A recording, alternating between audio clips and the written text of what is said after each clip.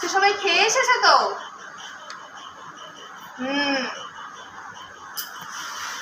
আচ্ছা, আজকে বেশি একটা পড়াশোনা করব না, প্রতিদিনই তো পড়াশোনা করি। আজকে একটু একটা মেয়ের গল্প বলবো। মেয়েটার নাম কি বলো তো? তোমাদের ক্লাসে ওই নামে একজন আছে কিন্তু। মেয়েটার নাম মিনা। মিনার গল্প বলবো। ছোট্ট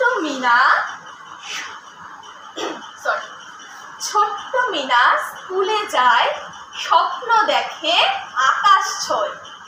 বই খাতা তার বড়ই প্রিয়, বিয়ে নয় ওকে পড়তে দাও। বিয়ে, তোমরা জানো বিয়ে কথাটা সাথে পরিচিত তোমরা? বিয়েকে আর একটা কি বলে বলো তো? আর একটা কথা, বিয়ের প্রতিশব্দ বিবাহ।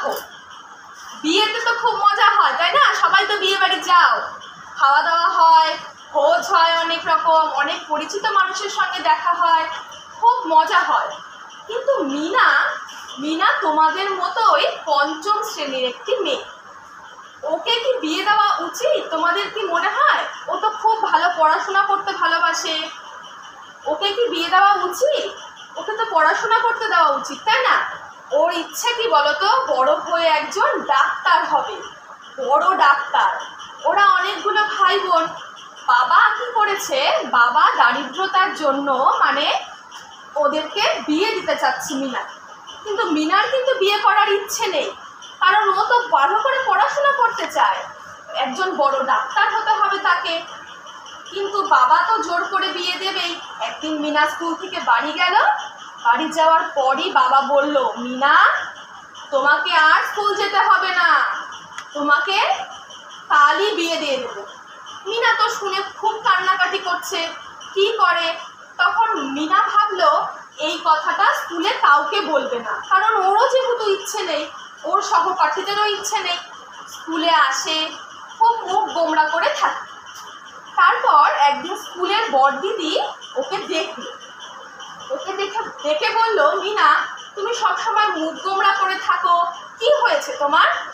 মিনা তখন বড়দিদিকে বলল, বাবা তো আমাকে বিয়ে দিতে চায়। খুব কান্নাকাটি করলো, কেঁদে কেঁদে বলল, বাবা আমাকে বিয়ে দিয়ে দেবে, আর আমার পড়াশোনা হবে না। তখন মিনা, তার বড়দিদি আর গ্রামের যে প্রধান ছিল সবাই মিলে মিনার বাড়িতে গেল। বাড়িতে গিয়ে মিনার বাবাকে খুব করে বোঝালো, এখন তো বিয়ে দেওয়া উচিত না, কারণ এখন মিনা ভালো করে পড়া উচিত। তোমাদের এখন কি কাল বলো তো? বাল্যকাল, তাই তো? বাল্য বয়সেই তো ওর বিবাহ দিয়ে দিচ্ছে। তাই আজকে আমরা কি পড়ছি বলো তো? বাল্য বিবাহ উচিত কি অনুচিত? নয়, বাল্য বিবাহ নয়, বাল্য বিবাহ আর নয়। আগে যা হয়েছে, কিন্তু এখন আমাদের বাল্য বিবাহ দেখলেই প্রতিবাদ করতে হবে। মিনা যেমন বড়দিদিকে বলল, অন্য মানুষকেও, বড়দেরকে, যারা আমাদের কথা বুঝতে পারবে তাদেরকে এই কথাটা বলতে হবে যে আমার পড়াশোনা করতে ইচ্ছা করে। এই যে বাল্যকাল, তোমরা তো অনেক ছোট ছোট, তার আগে তোমাদের ছিল শৈশব। এখন তো তোমরা পঞ্চম শ্রেণীতে পড়ো, 1-এ থাকতে তোমরা কি আরো ছোট ছোট ছিলে? তোমরা আরো তো বড় হয়েছো। এরপরে বাল্যকালের পরে হবে কৈশোর। কৈশোরে কি আরো তো বড় হবে। তারপরে কি আসবে? যৌবন। তারপরে আরো বড় হবে। তারপরে আসবে বয়ঃসন্ধি। তোমরা এই কথাটা নতুন হয়তো শুনছো। শারীরিক কি অনেক পরিবর্তন হবে, ছোট থেকে অনেক বড় হবে, তাই তো? এই ছোট বয়সে শরীরের যে অবস্থা থাকবে, এই বয়সে শরীর অনেক বড় হবে। ছোট বয়সে বিয়ে দিয়ে দিলে তখন তো আর পড়াশোনা হবে না, তখন তোমাদের কি হবে? শারীরিক এবং মানসিক বৃদ্ধি বন্ধ হয়ে যাবে। তখন তোমাদের বয়ঃসন্ধিকালে শরীরের মধ্যে যে পরিবর্তন হয়, সেটা